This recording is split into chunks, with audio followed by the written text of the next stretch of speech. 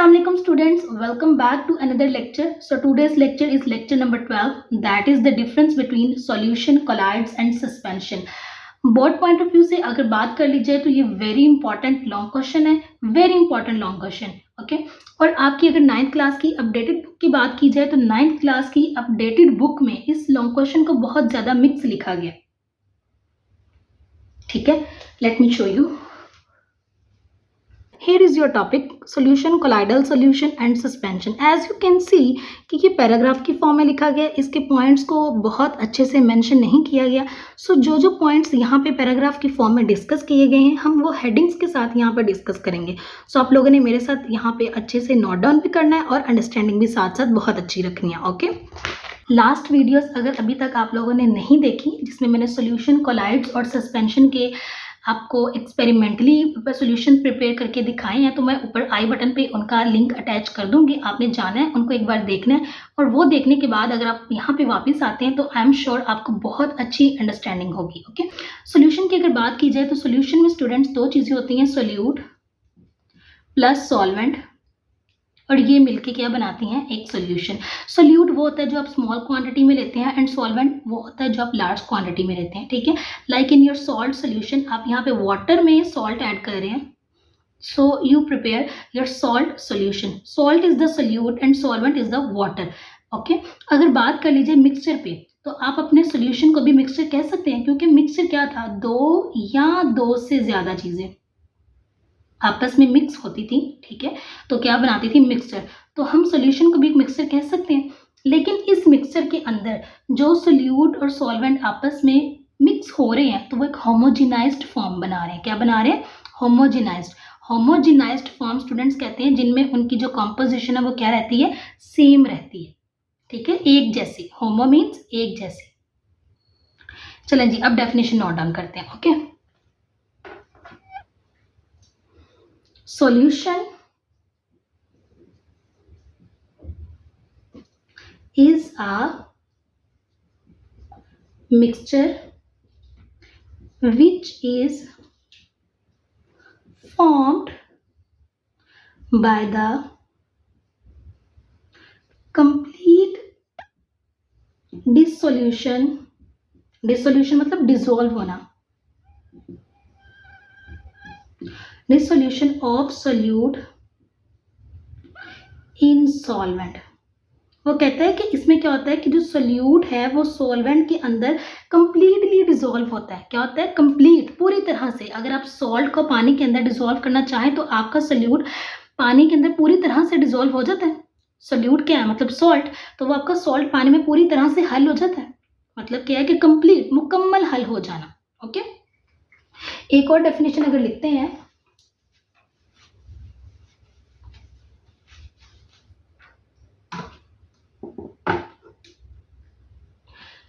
Solution, अब दोनों में से कोई सी भी लिख सकते हैं. Solution is a mixture in which solute particles are homogenized. homogenized समझे, एक जैसे. हल होने के बाद क्या होते हैं, एक जैसे. homogenized in सॉल्वेंट, मतलब सॉल्वेंट में जब वो हल हुए हैं, सोल्यूट और सॉल्वेंट मिले हैं तो वो बिल्कुल एक यकजा, एक जैसे बन गए हैं. ठीक है, एक फेज में आ गए, एक सिंगल फेज में आ गए. ओके, सॉल्यूशन की डेफिनेशन समझ आ गई आपको. ठीक है, अब आ जाए आप लोग कोलाइड्स पे. अच्छा, कोलाइड्स से पहले स्टूडेंट्स हम सस्पेंशन लिखते हैं. ठीक है, suspension is a solution in which, इसका opposite, in which solute particles are not dissolved in solvent. वो solvent में dissolve नहीं होते. ठीक है, वो as it is रहते हैं. ओके, लाइक अगर आप लोग अपने टी को ले लें तो चाय की जो पत्ती है उसको पानी के अंदर डाल दें, वो हल नहीं होगी. उसका कलर जरूर आएगा पानी के अंदर, लेकिन वो हल नहीं होगी. ठीक है, आप रेत को डाल दें, रेत पानी में हल नहीं होगी. ओके, सो ये आपकी सस्पेंशन की डेफिनेशन है। अब कोलाइड्स क्या है? Colloids are those which are intermediate समझते दरमियान में,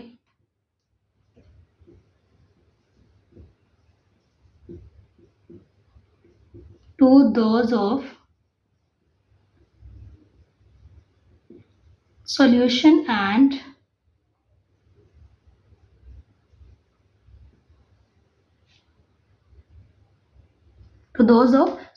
and suspension। चलिए जी स्टूडेंट्स, आपको डेफिनेशन क्लियर है? डेफिनेशन में कोई प्रॉब्लम नहीं होगी, ठीक है। चलें अब आगे हम इसके बाकी के फर्दर पॉइंट्स को डिस्कस करते हैं। यहाँ पे अगर कोलाइड्स की बात की जाए तो कोलाइड्स में हम कह सकते हैं मिल्क सोल्यूशन, पानी के अंदर अगर दूध डाल दिया जाए तो वो एक कोलाइड सोल्यूशन है। जेली एक कोलाइड सोल्यूशन है, ब्लड एक कोलाइड सोल्यूशन है, ठीक है। ये सारे के सारे क्या कोलाइड्स हैं। ये जो कोलाइड के पार्टिकल्स होते हैं ये थोड़ा बहुत डिजोल्व होते हैं, ठीक है, लेकिन इस तरह से रहते हैं कि ना तो ये पूरी तरह से हल हुए होते हैं, ठीक है, और ना ही ये अनडिजोल्व बैठे होते हैं। ये these are intermediate to those of solution and suspension. चलते हैं नेक्स्ट पॉइंट की तरफ, तो वो है हमारा पार्टिकल साइज।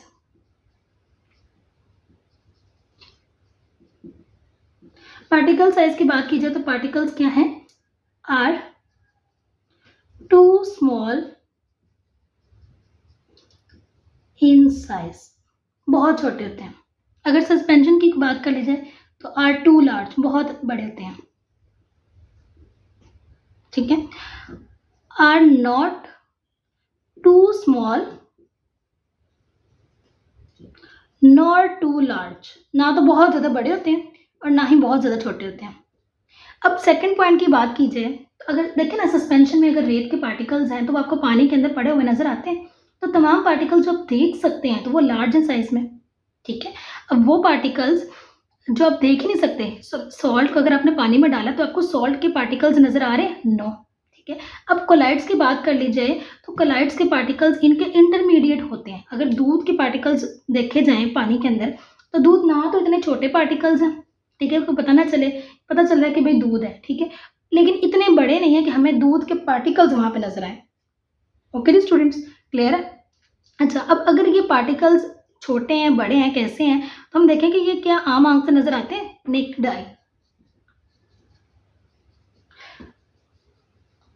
इतने छोटे हैं दैट दे कैन नॉट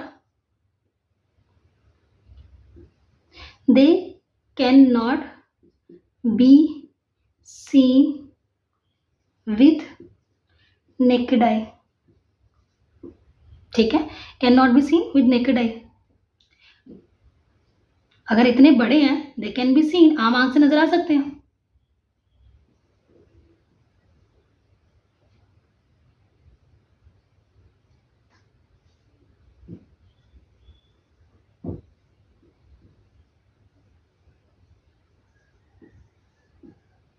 ठीक है। पार्टिकल्स आर, ये इतने बड़े नहीं होते, are not enough large that they can be seen, इतने बड़े नहीं होते कि वो आम आंख से नजर आ जाए विद नेकेड आई। अच्छा जी, अब आ जाए फोर्थ पॉइंट पे जो कि है फिल्ट्रेशन। क्या है? फिल्ट्रेशन।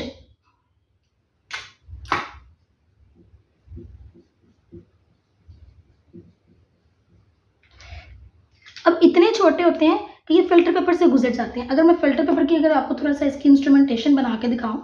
अच्छा जी, अब आ जाए फिल्ट्रेशन की प्रोसेस की तरफ। तो फिल्ट्रेशन के प्रोसेस के लिए आप यूजुअली लेते हैं कॉनिकल फ्लास्क।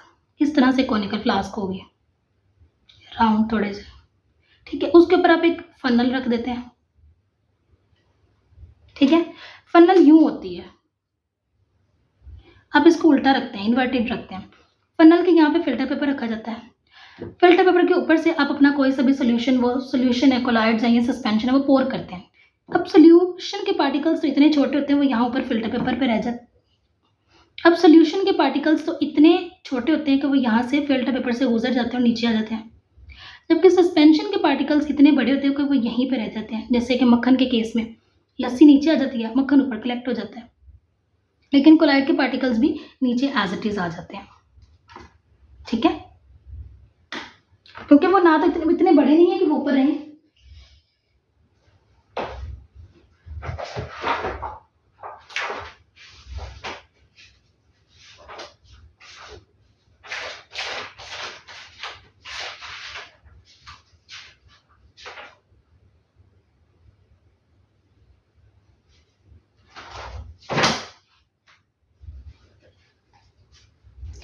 अच्छा जी, ओके ओके, तो अब हम लिखते हैं फिल्ट्रेशन का।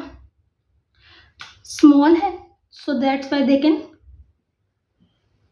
दे pass through.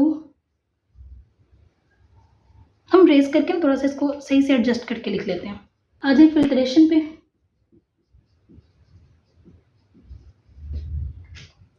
Particles are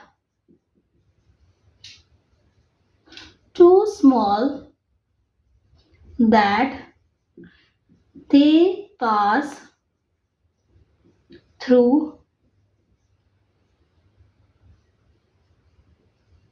filter paper, कि वो फिल्टर पेपर से गुजर जाते हैं। पार्टिकल्स आर टू लार्ज, कि वो इतने बड़े होते हैं, that they can not pass through filter paper, कि वो फिल्टर पेपर से नहीं गुजर सकते।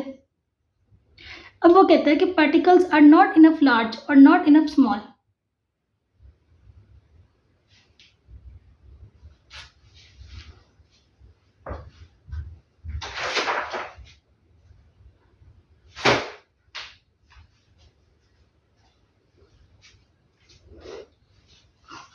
अब आ जाए कोलाइड्स पे। कोलाइड्स के पार्टिकल, जैसे कि मैंने आपको बताया कि इन दो के क्या होते हैं, इंटरमीडिएट्स होते हैं। ठीक है, तो पार्टिकल्स आर बिग, बड़े हैं, आर बिग। यहां हम लिख सकते हैं particles are enough small,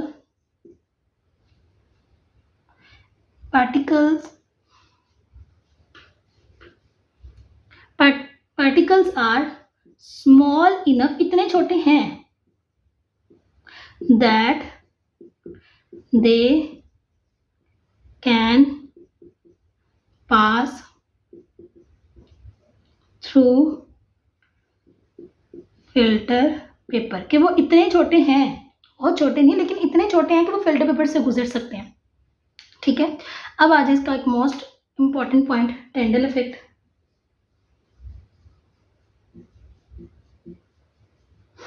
टेंडल effect students, वो भी मैंने एक सेपरेट वीडियो बनाई हुई है। टेंडल इफेक्ट क्या होता है और किस तरह से उसका फिनोमेना या प्रोसेस होता है, वो पूरा थॉरोली एक्सप्लेन किया गया। ठीक है, अब जो सोल्यूशन के पार्टिकल्स हैं, अच्छा जी स्टूडेंट्स, अब आ जाए इसके मोस्ट इंपॉर्टेंट पॉइंट पे, that is टेंडल effect. Tyndall effect पे एक सेपरेट वीडियो है, उसका बटन भी मैं ऊपर आई बटन पे अटैच कर दूंगी या नीचे डिस्क्रिप्शन में दे दूंगी, तो आप लोगों ने लाजमी जाकर उसको चेक करना है। थोरली एक्सप्लेन किया गया कि टेंडल इफेक्ट होता क्या है और किस तरह से कौन से सॉल्यूशंस या कोलाइड्स या सस्पेंशन टेंडल इफेक्ट शो करते हैं या नहीं करते, और लाइट किस तरह से स्कैटर होती है। कंप्लीट आपको डिमॉन्स्ट्रेशन वहां पे मिलेगी। ओके, तो सिंपली आप देख लें कि सॉल्यूशन के पार्टिकल छोटे होते हैं, so that's why they do not show Tyndall effect.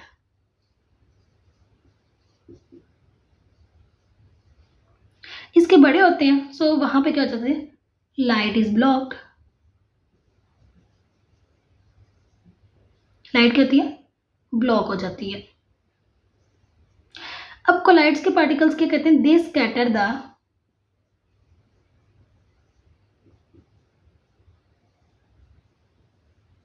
Beam of light.